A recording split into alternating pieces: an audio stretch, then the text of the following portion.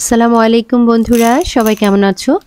আশা করছি যে যেখানে আছো ভালো আছো এবং সুস্থ আছো। আমি ফারজানা জার্মানি থেকে। আলহামদুলিল্লাহ আমিও ভালো আছি।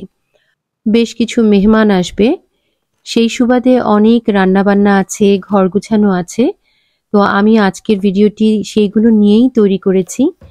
তো শুরু করার আগে আমি আমার একটি ট্রে আমি তৈরি করেছিলাম, সেই ট্রেটি তোমরা দেখেছো আমার সেকেন্ড চ্যানেলে। সেটার পা লাগাতে ভুলে গিয়েছিলাম, তো সেটাই আমি এখন লাগিয়ে নিচ্ছি রান্না শুরু করার আগে। এখন ট্রেটা রেডি হয়ে গেছে। তো আমি ড্রয়িং রুমের একটি কর্নার গুছিয়ে নিব যাতে আমার কাজটা একটু এগিয়ে থাকে। আমার ড্রয়িং রুমের বেশিরভাগ জিনিসই হোয়াইট এবং তার সাথে কম্বিনেশনে আছে গোল্ডেন এবং সিলভার। তো আমি এই শাকটা টেবিলের উপরে যেটা রেখেছি সেটা হোয়াইট কিনেছিলাম যাতে এই জায়গাটা একটু ব্রাইট ফিল হয়, এর জন্য। আর আমার কাছে মনে হলো এই ট্রেটা এই শাকের উপর যদি আমি রেখে দিই এবং তার উপরে দুটো গোল্ডেন কালারের শোপিস, মন্দ হয় না। তাই আমি আপাতত এখানে এইভাবেই সাজিয়েছি, হয়তো আবার চেঞ্জ করে ফেলবো। আমি আগেও বলেছিলাম আমি নিজে অনেক কিছু করতে পছন্দ করি, তার মাঝে যেমন এই যে পিলো কভারগুলো বা পিলোগুলো আমি নিজে বানিয়েছি। রেড পিলোটা লাস্ট মান্থ বা এরও আগে একটু বানিয়েছিলাম, বেশ কয়েকটা। তো তার মাঝে মনে হলো আজকে এখানে এই পিলোটা সাজিয়ে দিই। তো আমি চলে গেলাম আমার কিচেনে, কারণ রান্নাবান্না প্রচুর পরিমাণে, মেহমান আসলে যা হয়। আর যেহেতু দেশের বাইরে থাকি যার জন্য একা হাতে অনেক কিছু করতে হয়, যার জন্য একটু একটু করে এগিয়ে না রাখলে ভীষণ কষ্ট হয়ে যায়। আর যেটা হয় সময় বাঁচাবার জন্য আমাদের এখানে অনেক আপুরাই তাই করে থাকে, আমি নিজেও তাই। ভারী যে খাবারগুলো, ফর এক্সাম্পল গোশ, ফিশ, এই ধরনের খাবারগুলো আমি আগের দিন করে রাখি যাতে প্রেশারটা কমে যায়। চিকেনটাও আমি তাই করছি, মেরিনেট করে রেখে দিব যাতে পরের দিন রান্নাটা করতে একটু সুবিধা হয়ে যায় আর কি। তো তোমরা চাইলেও এই কাজটা করতে পারো যে একটু আগের দিন, অবশ্য ডিপেন্ড করে। আমরা যেহেতু শীতের দেশে থাকি বেশিরভাগ সময় দেখা যায় জিনিসগুলো নষ্ট হয় না। আর যেখানে গরম বেশি, আমি ঠিক জানি না আগের দিন করে রাখলে কতটা ভালো থাকে। তো আমি আমার এই বেডের দুটো পিলো কভার এখন বানিয়ে নিব, কারণ দুটো পিলো কভার দরকার ছিল এক্সট্রা ভাবে। তো ভাবলাম যে রান্নার পাশাপাশি আমি দুটো পিলো কভার বানিয়ে ফেলি। আমি কিন্তু সেলাই করতেও ভীষণ পছন্দ করি, যার জন্য সেলাই করার জন্য যা যা প্রয়োজন হয় মোটামুটি সবকিছুই আমার কাছে আছে। তো এই বক্সটা দেখালাম এই কারণে, কোনো একটা আপুকে বলেছিলাম, উনি বাংলাদেশে যাচ্ছিলেন, তখন বলেছিলাম আমার জন্য বেশ কালারফুল কয়েকটাই সুতা যেন নিয়ে আসে। তো খুবই মজার ব্যাপার, উনি আমার জন্য একটা বক্স ভরে সুতার বান্ডিল নিয়ে এসেছিল এতগুলো, যে দেখে আমি খুব খুশি হয়ে গিয়েছিলাম। এত খুশি মনে হয় অন্য কিছুতে হতাম না, যতটা খুশি আমি এটা দেখে হয়েছিলাম। তো এই ভিডিওর মাধ্যমেও সেই আপনাকে আবারও থ্যাঙ্কস বলছি। আর এই যে কেচিটা দেখা যাচ্ছে, সেই কেচিটাও কিন্তু আমাকে আরেকটা আপু বাংলাদেশ থেকে এনে দিয়েছিল। তাকেও আমি বলেছিলাম ভালো একটা কেচি পেলে আমার জন্য নিয়ে আসতে সেলাই করার জন্য। তো উনি আমার জন্য এটা নিয়ে এসেছিল। তো তাকেও আমি ধন্যবাদ দিচ্ছি অনেক অনেক, যে এটা দিয়ে আমি দারুণ কাজ করতে পারি। ভীষণ ধার এটাতে। তো থ্যাংক ইউ সো মাচ আবার। তো আমার পিলো কভার বানানো হয়ে গেছে, কারণ আমার বেড কভারের সাথে পিলো কভার ছিল, কিন্তু আরো দুটা লম্বা পিলো কভার দরকার ছিল। তো সেটা আমি চট করে বানিয়ে নিলাম। নিজেরা কাজ জানলে কিন্তু সুবিধা আছে, আমার কাছে সবসময় মনে হয় যে কিছু জিনিসের জন্য বসে থাকতে হয় না বা কোনো টেইলারের জন্য বসে থাকতে হয় না। নিজেই সুযোগ সুবিধা মতো নিজের মতো সেলাই করে কিন্তু আমরা নিতে পারি।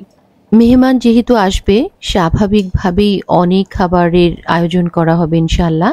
তো প্রথমেই আমি যেটা করেছিলাম, গরুর মাংসটা বসিয়ে দিয়েছি। যেহেতু এটা আমার প্ল্যান আছে আজকে আচারি গোশ করব, তো এটা একটু সময় লাগে, আমার বিভিন্ন জিনিস দিতে হয় বলে।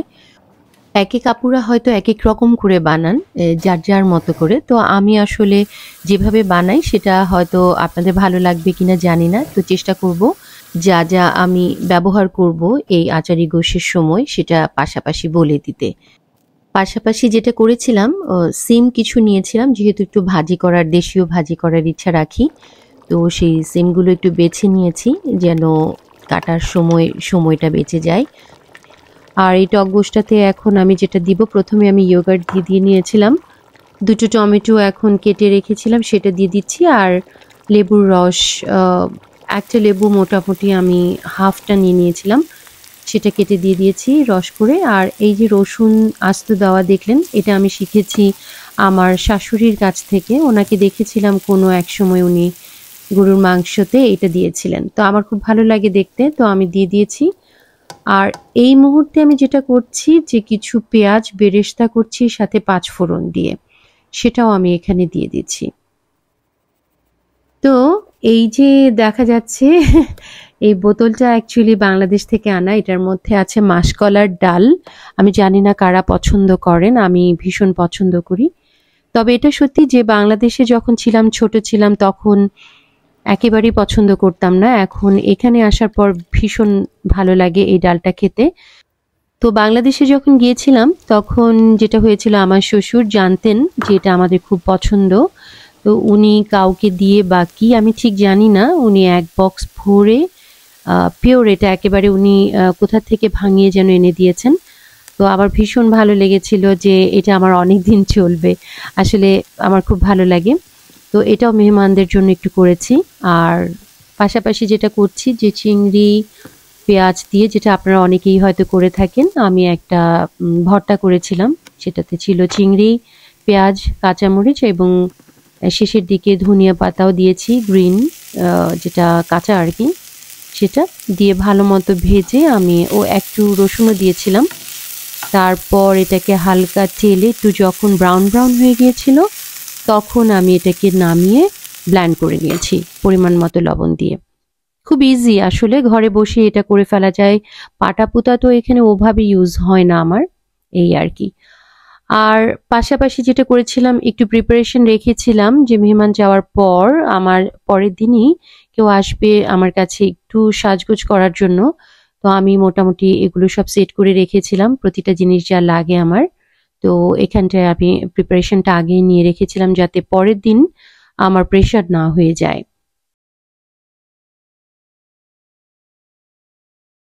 টোনফিশ দিয়ে একটা কাবাব রেখেছিলাম, যেটাতে আমি আলু, ধনিয়া পাতা, টোনফিশ এবং কাঁচামরিচও দিয়েছিলাম, আর সব রকমের গুঁড়া মশলা।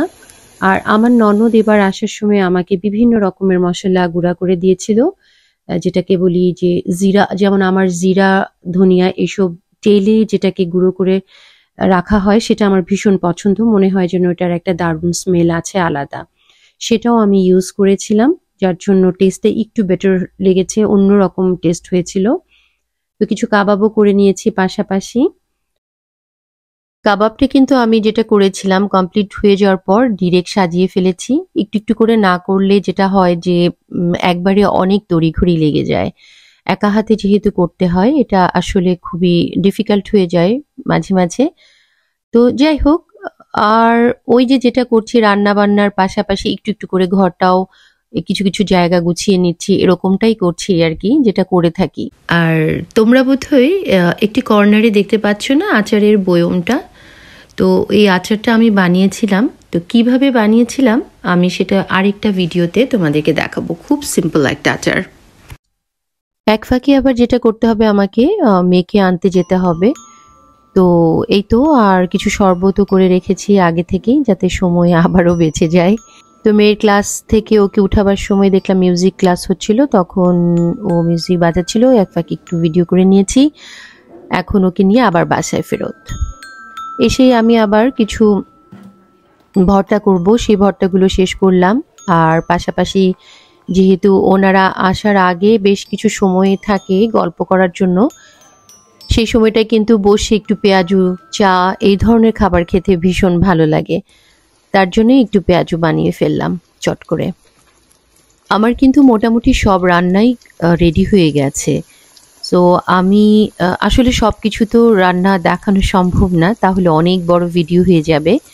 আমি রান্নার শেষে মোটামুটি বুফের টেবিলটা গুছিয়ে ফেলেছিলাম, আর কিছু খাবার টেবিলে দিতে হয়েছে যেহেতু সবগুলো জায়গা হয় না। যেহেতু এখন অনেক ঠান্ডা, ডিসেম্বর মাস, তো যার জন্য আমার আসলে খাবার আগে থেকে যদি আমি বুফে দিয়ে দিই নষ্ট হয় না। বুফে সব জায়গা হয় না বিধায় আমি কিছু খাবার টেবিলে দিব। যাই হোক, পাশাপাশি ঘরও গুছিয়ে নিয়েছিলাম, যেটা আমি করি, এবং আগের দিনও কিছুটা গুছানো ছিল। এখন অপেক্ষার পালা কখন আপুরা আসবে। আর এই যে সুন্দর একটি ডেকোরেশন দেখতে পাচ্ছ তোমরা, এটা হচ্ছে আমি ২-৩ দিন আগে ইকিয়াতে গিয়েছিলাম, সেখানে একটা কর্নারে দেখেছি খুব সুন্দর করে এটা সাজিয়ে রেখেছে। IKEA-তে আমার একটা জিনিস ভীষণ ভালো লাগে, ওনারা বিভিন্ন কর্নার বিভিন্ন রুম হিসেবে সাজিয়ে রাখে তাদের ফার্নিচার বা ডেকোরেশন পিসেস বা যেটা তারা সেল করবে সেগুলো দিয়ে। তো ভালো লাগে, মনে হয় যেন এক একটা রুমে চলে আসছি, কারো বাসায় বেড়াতে এসছি, এরকম মনে হয় মাঝে মাঝে আমার। তো এই তো বন্ধুরা, ইনশাল্লাহ তাহলে এখানেই আমার ভিডিওটা শেষ করব। তোমরা ভালো থাকবে, সুস্থ থাকবে। ইনশাল্লাহ আরেকটি ভিডিও নিয়ে খুব শিগগির আমি ফারজানা চলে আসবো তোমাদের সামনে। আর তোমাদের যদি আমার ভিডিওটি ভালো লেগে থাকে অবশ্যই সাবস্ক্রাইব করে দিও আর আমার পাশে থেকো। আল্লাহ হাফিজ, আসসালামু আলাইকুম।